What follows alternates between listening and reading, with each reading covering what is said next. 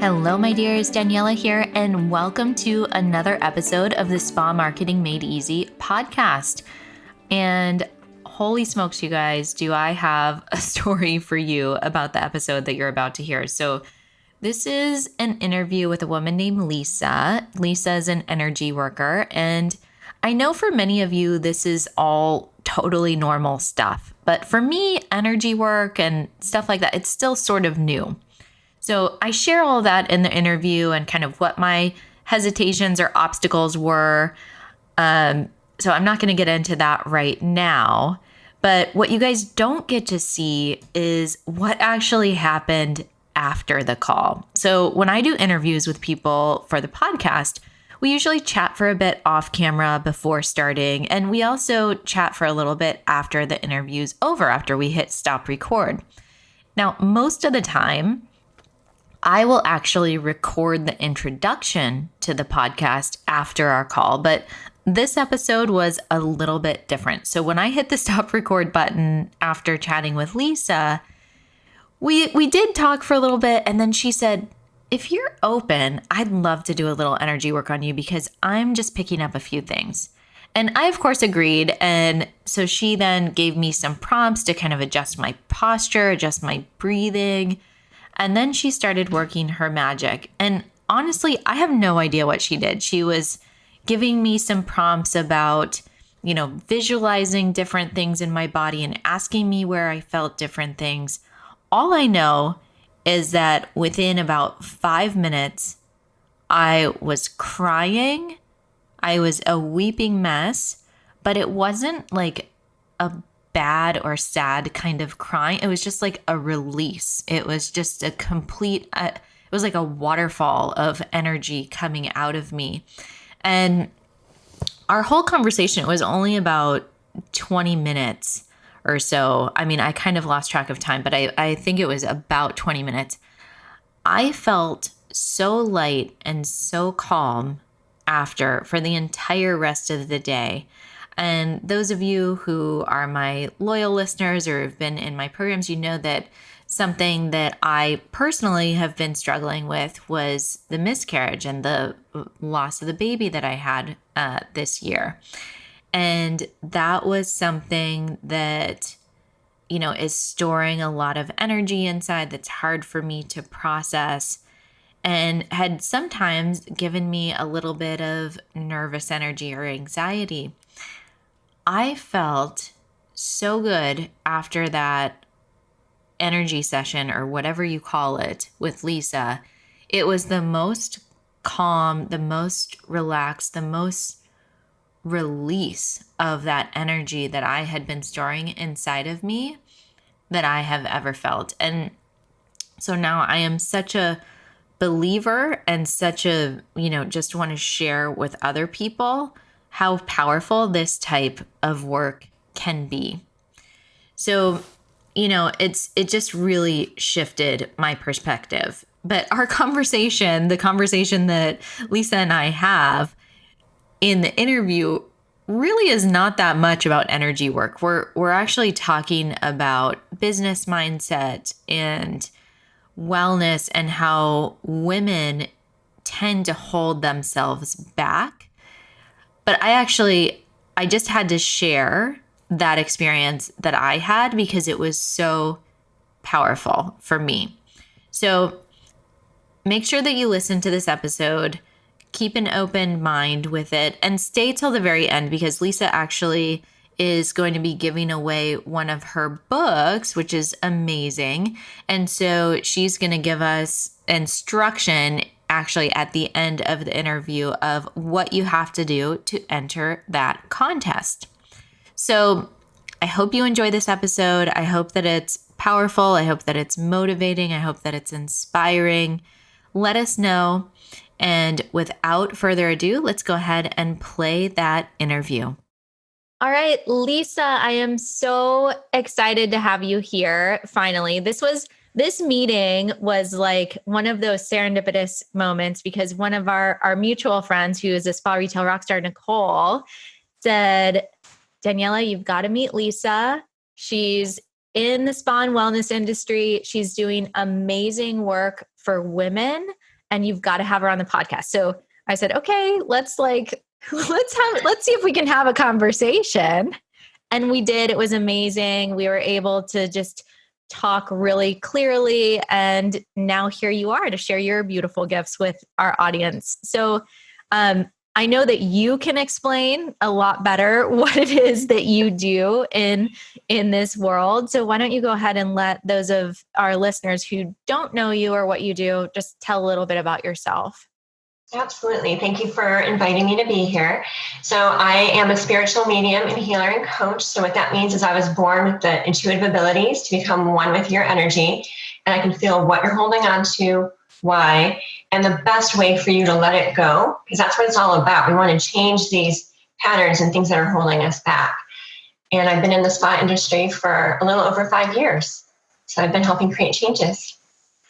Perfect. And so for those of you who are more like the analytical spreadsheet people like me, and you hear spiritual medium, don't let that throw you off, because that's something for me. I always was like, oh man, what is this woo-woo stuff? What is whatever? And when Lisa and I got on the phone the first time, to be honest, I was a little skeptical, and I think that's normal and healthy. But you have a conversation, and it's really like, it's very tactical advice that you're sharing with people. It's not like make a vision board or do, it's like very grounded in the world of wellness, which I think is this beautiful marriage especially for people like me, to be open-minded to other possibilities. One of the things that I've learned so much from my husband, who is a nuclear engineer with his PhD from MIT. So like it's about as analytical as you can get. We were talking, there was this show, I forget the name. Have you ever seen that show called Numbers? Mm-mm. I think it's called Numbers. And anyway, there's this like boy genius. He's like Rain Man, he's not, he just has like this like crazy ability. And in the show, he believed they used a psychic to find some person that committed the crime. So anyway, it started this whole conversation with Kyle. And Kyle, the most analytical person in the world, was like, we only use 10% of our brain. How can I just say if I believe in it or not? And so I was like, wow, what a lesson for me, who I felt like I was such the open-minded person in the relationship, but to be like, you know what? Every single person that you meet knows something that you don't know. And it's true that we only use 10% of our brain. And there's so many beautiful gifts that other people have out there. So this, that catalyst, along with several other experiences that I've had in my life, helped me to be more open and get more into energy work and alignment, whatever you want to call it. But it's made a profound impact in my life personally, and how I show up and deal with stress and deal with my own blocks and limiting beliefs, which I feel like is such an important thing in business.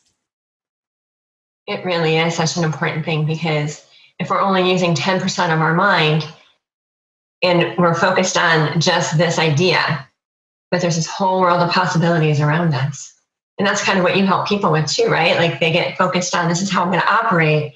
And you show them there's all these other ways that you can operate.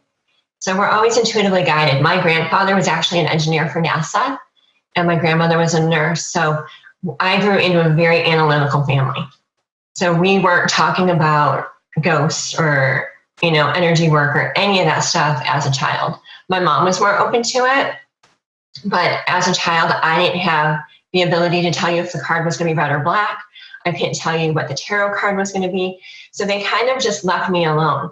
So I grew up very analytical. So I think that's why when I'm doing the energy work and I'm teaching the practices that I teach, they're very simple and they're not woo-woo, because I don't have that background in me. So I think that in relating this to spa, how it can be really powerful for aestheticians is when you're doing treatments, on people every single day, hour after hour, depending on what you're doing, half hour after half hour, it can be really, you pick up on people's energies. So you hear like attracts like, or misery loves company, and these kind of things. If one of your clients comes in and is in a down mood, it can really rub off on you and affect your energy and affect your performance for the next client who's coming in. And so something that you can be really protective of is your own energy state or your own frame of mind, and not letting that person's energy go into your next treatment.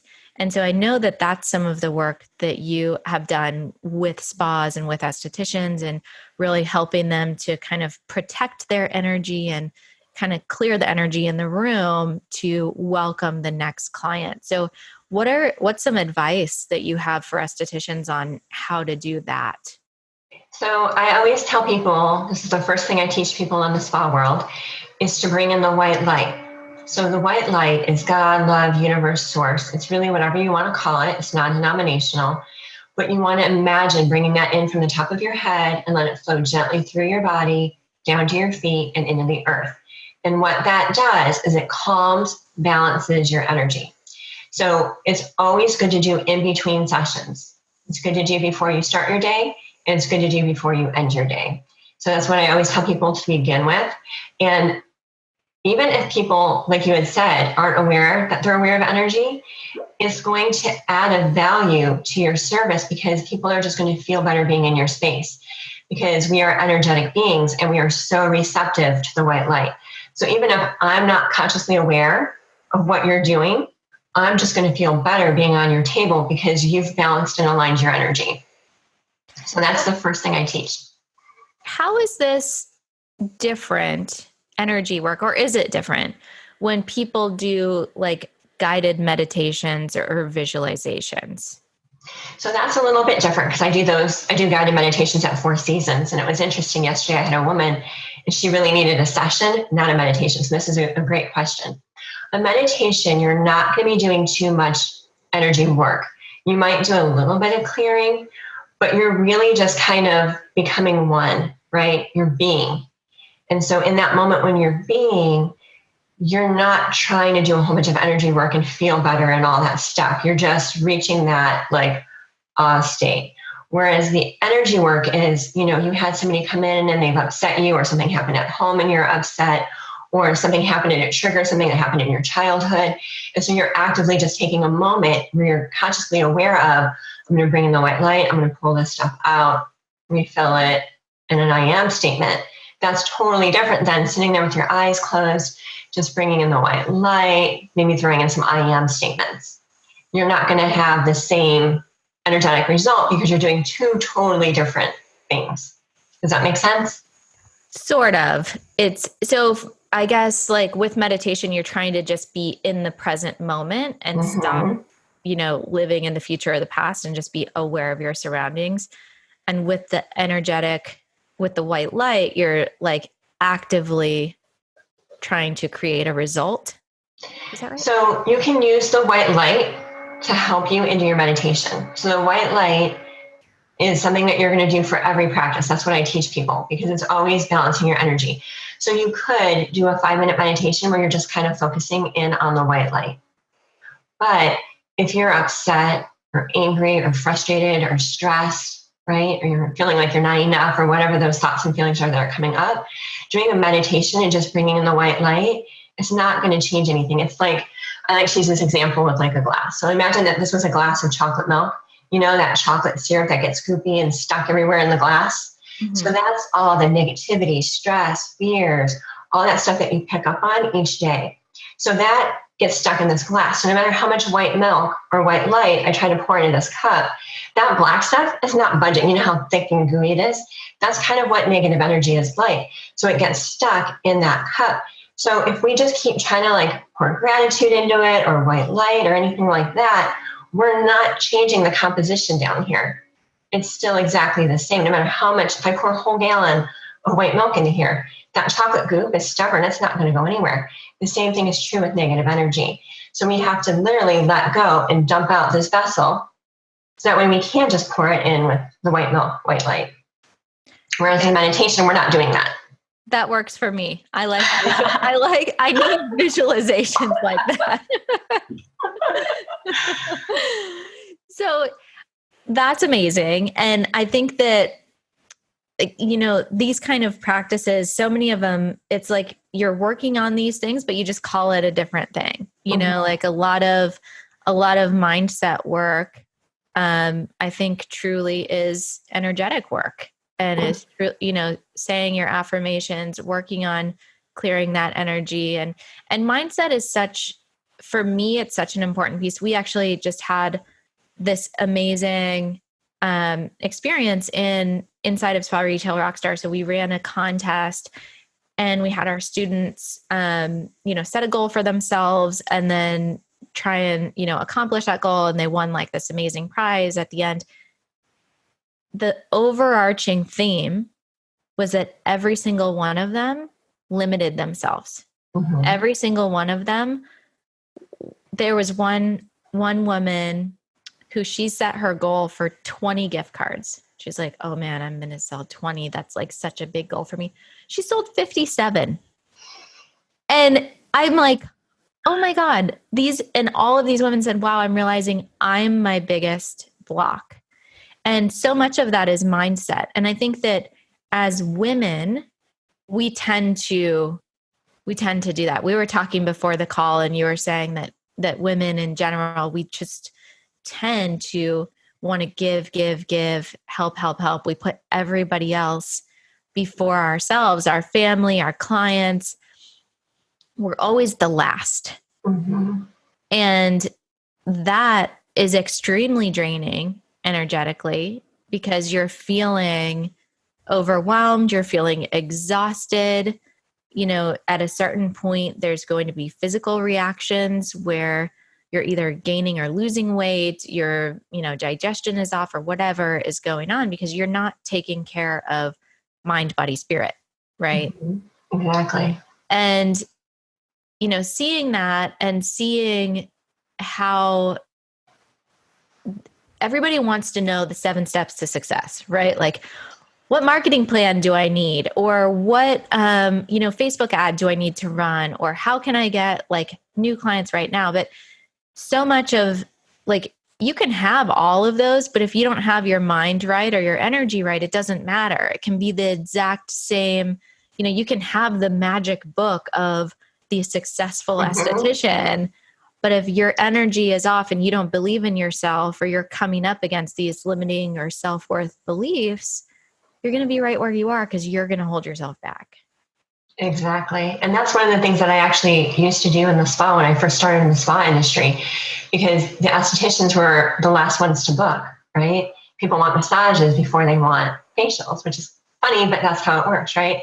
So I would teach them about their energy, because if you go into work that day and you're like, oh, I don't really want to be here, or oh, I'm so exhausted, or I'm so overwhelmed, or if you have a client you don't want to see and you're putting out all that energy, like I said in the beginning, whether people are aware of it or not, we can read that. When you meet somebody for the first time, you know if you like them or if you don't, right? It's that same idea. So if you're giving off an energy, people can read that and respond to that. So I used to teach at the spa to bring in the white light before they even got to work. And then I would teach them to allow abundance to come in. Do you want me to teach you that right now? I feel like we're everywhere. Yeah, let's do it. So we do have to get to those limiting beliefs that are telling us that this is all I can do, right? You have to go back to your childhood. This goes back to that success word that we were talking about before we got on the call. You have to go back to when you were a child, that idea, that thought, what somebody said to you that you still remember, that says, you're not good enough, or people aren't going to want to pay to work with you. You're not worthy. You're not going to go far. Whatever that belief is that you got in your childhood, and everybody has received one, not because our parents were mean or spiteful, remember, because they're doing the best that they could do at that time, but something just slipped out of their mouth, you stuck onto it, and that's your underlying drive for everything that you're doing in the workplace. So you want to become aware of what's operating you. So that's the first step. You want to become aware of that, and we want to let that go. How do you do that though? Because I know that so many people say like, I don't know. I feel like that's a big problem. I don't know what I want. I don't know that they're not even aware. It's so deep and it's such a belief that they're not even aware that they're not feeling worthy.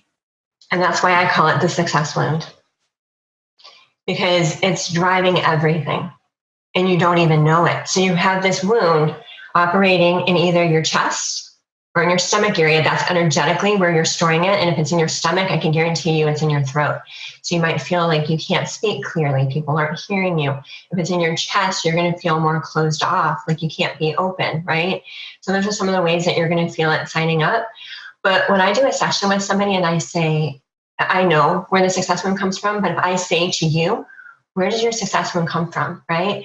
And maybe you are successful in your business, but it doesn't matter how much you're bringing in, it's never enough, right? That becomes the next level. Most of the people I think you're working with have kind of gotten past that first one, and they're just on this drive that they're going to prove that they are enough. They're going to prove that they're worthy. They're going to prove that they're good enough. So I kind of want to focus on that for your audience, because I think that that's more where they're at. But you want to realize that every month you're bringing more money into your bank account. Every month you're making an impact in a way that you weren't a year ago, right? So we have to stop this drive on this external focus and say, you know what impact am I making? And go back a year, go back 2 years, go back 5 years, whatever it may be for you. And then you have to say, I am making a difference, right? Especially if you're like, you've just been out of school and like you've been in business for a year or 2 years, you're going to have a totally different result. So instead of focusing on always having to have more, because that's what that success wound is driving you towards, I want you to start to make a shift and be appreciative and grateful for what you have in your life. Not like, oh, I'm grateful for my family, but like truly, honestly grateful, because you can't lie with energy. There's no like, oh yeah, I'm grateful for my husband, and you want to kill him, right? You have to truly be grateful for what you're grateful for. I always tell this story when my kids were little. They're very close in age. My kids are 21 months apart. And when they were little, I would be grateful that I can go in the bathroom and close the door, like in the closet toilet, right? But I can go in there and I can close the door, and they didn't know how to open it yet. And so that might be my energy work in that moment. I am grateful my kids don't know how to open the door yet. I've noticed that when practicing gratitude, because that was really big for me in shifting my mindset. And Sean Aker, I don't know if you know who he is, but he wrote, I think it's called The Happiness Effect or The Happiness Project. He did this. He was on a podcast on Super Soul Sunday that I was like, it was like a life changer podcast. And he talks about like gratitude and shifting your mindset he's Harvard trained, like went through he's in psychology, but being grateful for these little things it's not like I'm grateful for my husband, like you were saying, which is obvious. Like, yes, I have an amazing husband, Me but too. it's like, but it's like, I'm grateful for this cup of coffee. Mm-hmm. I'm grateful for the steam on the cup of coffee, like just these little moments. And when you acknowledge all the positive in your life, it trains your brain to find the positive in other things. And, you made a great example of aestheticians, like if they have one person on the books and they're like, oh man, this day is shot. And like, I don't want to be here and whatever. So if you go in, that person's not going to have a great time.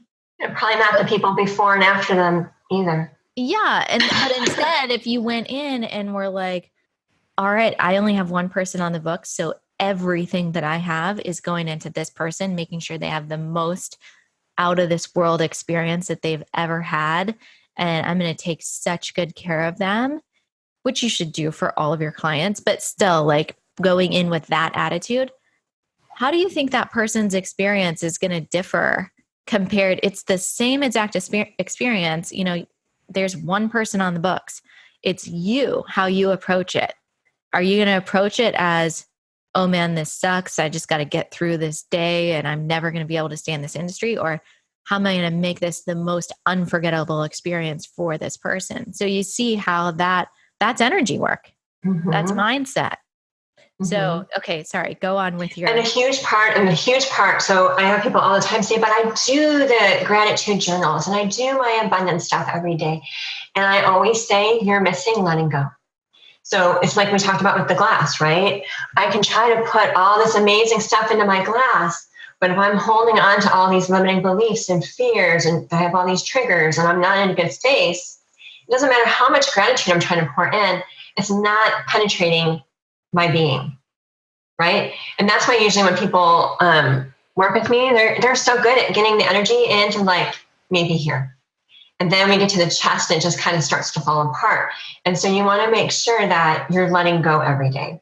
So letting go means that you're going to imagine pulling it out like smoke, pulling it out like weeds.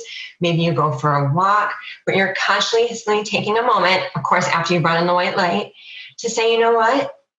I know that I'm stressed, or I know that I'm worried, or I know that I'm angry. And instead of just continuing to put this in here and letting it fester and fester and fester until I explode, I'm going to do some letting go every day. And it doesn't have to take long. It can take a minute.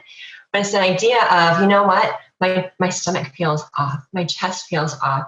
This person just upset me and I feel tight here. So you're going to energetically pull that energy out. And then you have to refill it with positive energy, because that's what you've been putting in there is negative energy. As soon as you stop, your body's going to be like, oh, where'd my negative energy go? I'm going to pull in something else. Because that's how we work. That's how we operate. We operate on routine. And then you just want to imagine, oh, go ahead. I was just going to say, I think for those of you who are type A, it's really hard to let go of things. It really is. It's really hard. So this kind of work, and even if it's the work of like you were mentioning earlier about wanting to get to the next level and the next level and then the next level, that's my tendency. Mm-hmm. That's something that I've struggled with or deal with on a regular basis. And I was really, really bad in my 20s. I was like, I've got to make this amount of money. I've got to get this title. I've got to like all of these things. I was so driven by that. And then my 30s, I realized more that that's not really what matters, but I still see myself, it's like new level, new devil. You go to these new levels. Wow. Let's go here. Let's go here. And the problem with that is if you don't have an end point of what success is to you, you'll Which never. Most people don't. No. Most people don't know what they want, and they don't know like when is enough. Mm-hmm. You've always got to have the bigger house, the bigger car, the bigger whatever. Like when is enough? What makes you happy? When do you get to the point that you can stop? There is nothing wrong with not making $1 million a year. There's nothing wrong with not making $100,000 a year. Mm-hmm. It's what lifestyle do you want to live? And I think that when you do this kind of work, this kind of energy work, it's balancing energy, but it's also really helping you to tune in to who you are and what you want, which is like the ultimate question. It's not like if you answer it at 30 that it's going to necessarily be the same answer at 40. It may not be the same answer at 31. Yeah. Because we're constantly shifting and evolving. And that's okay. Like that's normal, but it's, do the work and practice gratitude, be aware of what you're feeling, be aware of what your own limiting beliefs are. I find that language is a really easy way to figure out what your limiting beliefs are. Oh, yes. I could never do this. I could never do that. Or like, it's funny. I had another gal that I'm working one-on-one with, and she owns a med spa, and she's doing around $60,000 a month at her med spa. And I said, so what do you want? And she's like, I said, do you want $1 million? And she's like, oh, I don't know if I could do that. Mm-hmm. And for her to say, oh, I don't know if I could do that, that was a clear limiting belief, because if you're doing $60,000 a month, $1 million's $80,000 a month. So it's $20,000 a month more, which is really not that much in a med spa with employees and all of this kind of stuff. Mm-hmm. And I said, there's a limiting belief right there. And she said, you're right. There it is. And I said, now do you see you could do that in 1 second? She's an awesome woman and she's got a lot of talent, but it's like that language was a clue that that's a block for her. That's a spot there. 99.9% of the talk that we do to ourselves is negative, and it's in our head. It doesn't even come out of our mouth. So we really have to catch those thoughts. And well, one of my friends who's a neuropsychologist, I don't know, she studies the brain. She said that we have like 60,000 thoughts a day, and most of them are in our subconscious. Like we're completely not aware of them, which that to me was like mind blowing. So think about that. So if you don't know what your success wound is, and you're constantly focused on all this external drive for more, and you're burning yourself out, trying to constantly be more in all these areas that you have determined you need to be more in, nothing changes. You're never going to be happy enough. And here's the thing too, the energy that we give off, we attract back. So if you're focused on everything I have is not enough, I have to have more, I have to prove myself, you're going to attract those clients to you, where you have to prove that you are worthy. You have to prove that you are enough. When you are enough, you're a being of light and love. You are enough. You are worthy. Right? I think that's a big one for me that I definitely have struggled with. And I feel like it's not that uncommon. I feel like there's a ton of people who are struggling with, am I enough? Because I always was like, I got to proving myself was like this big thing. And, it's like, what does it matter? I mean, why am I not enough? Where does that come from? But there's so many different things that can cause it. And we're seeing these topics come up more and more when we look at, Brene Brown and with Daring Greatly and her work with, talking about vulnerability, and then Sean Aker with the Happiness Project. There's lots of in mainstream, books and podcasts now. There's a lot more of these conversations happening. And we're seeing even at places like Harvard and MIT where they're doing research on mindfulness. And like, it's really, I feel like this is becoming more and more accepted and more open to the mainstream world because it is so powerful. If you can just open your mind and do the work, another podcast I was listening to last week was talking about how newsrooms are now having like meditation rooms, and there's like meditation centers that are opening up, just like how they're, like when yoga centers started opening up everywhere. So I think we're seeing a lot more of this mindfulness, wellness, energy, meditation, whatever name you want to call it, but going through and doing this work. And it really is powerful because we all do struggle, or have to deal with these kind of things at some point in our life. Well, and I think that what we're realizing as a society is it doesn't matter how many cars I have or how many houses I have or how many clients I have or how much I'm bringing in. I don't even know what I'm doing because I'm so overwhelmed and exhausted. Time is flying by. The weekends are disappearing. I'm not being present with my family because I'm just so focused on my next day or how am I going to bring in more, you know what I mean? And so as a society, we're realizing, wait, this isn't working anymore. And meditation gives you a moment to just be. So that way you can course correct and say, oh, I'm not being present.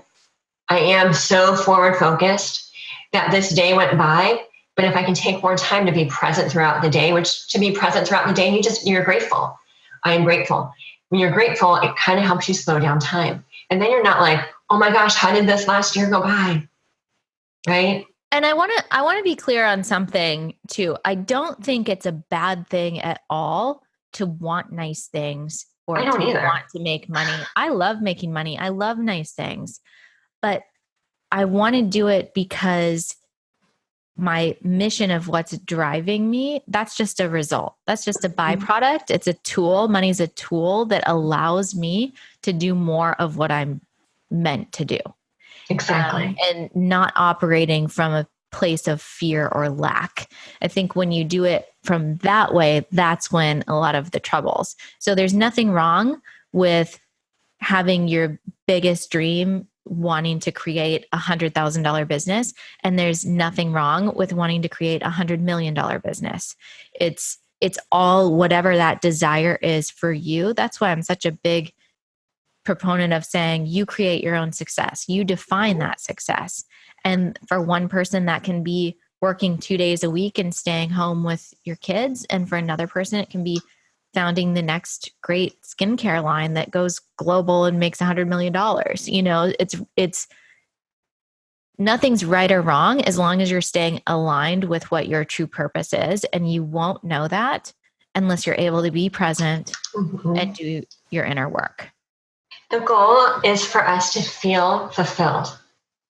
And feeling fulfilled is going to be different for each person.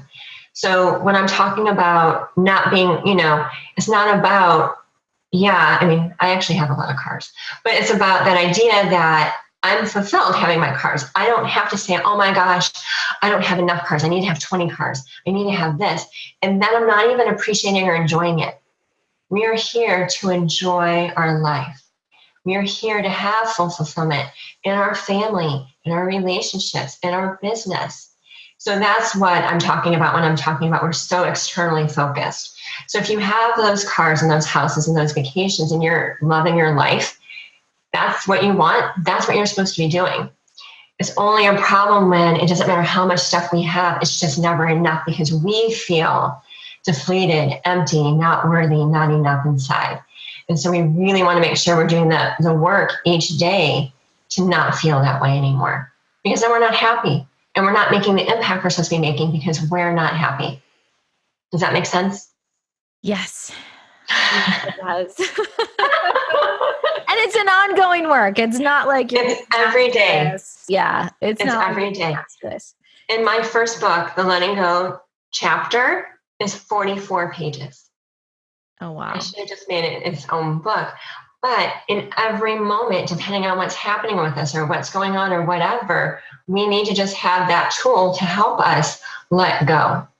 And so when you're feeling depleted or overwhelmed or exhausted at the end of the day, that is your physical body telling you, what I'm doing right now, it's not working.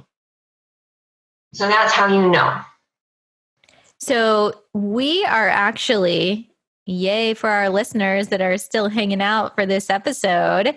We're going to be giving away a copy of your first book. Can you tell a little bit about, just give us kind of a Cliff's Notes version? Yeah. So this is the first book that I wrote, Enlighten Love.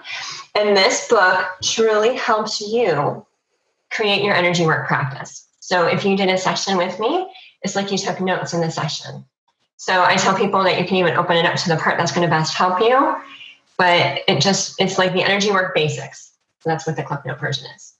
Perfect. So if you guys want to enter to win in Light and Love, just take a screenshot of yourself listening to this episode. Take a screenshot, tag myself, tag Lisa. We're going to do a random drawing and give one of the books away so that you can have these tools in written form, have like the Cliff Notes version, have like you've had a session with Lisa to help you practice clearing your own energy, help you be more balanced, more in tune with yourself.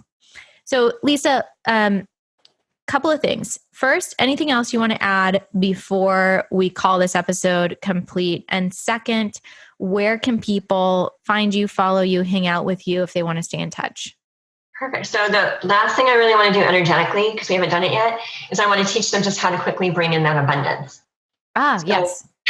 So we want to do the white light. And then if you feel any tension or stress or anything in your body, any worries, I don't want to work with this person or whatever, or if you only have one person on your schedule and you're like, why am I even here? You got to let that stuff go because you're not going to attract clients in with that energy. So that's the second step. Then the third step is that you're going to imagine allowing abundance, which is more than money, flowing into your life. And you're going to basically imagine like a soft pink flowing into your chest, into your arms, into your hands, and into everything around you. And you just keep saying, I allow abundance, which is more than money, to flow into my life and into everything around you. And as you're doing that, you allow that space for those clients who are supposed to work with you that day so you can make that impact with them, to connect with you energetically, right? This is out of the analytical world, but it's allowing them to find you because you're posting and you're doing what she's telling you to do. So now energetically, you've just got to hold that space for them to come in and find you. Very good. And where can people find you? So I spend a lot of time on Facebook. So you can find me on Facebook. I'm also on LinkedIn, and I have like 300 or 400 videos, I think, on YouTube. So I've done a lot of I try to go live with the tips that I'm seeing with my private clients. And then I have a women's group on Facebook, and I consider that like my community service. And so people will ask me questions and I'll do lives in there. So I'm always trying to go live and have some of that energy work out there. So that way we can all be uplifted and keep raising that vibration.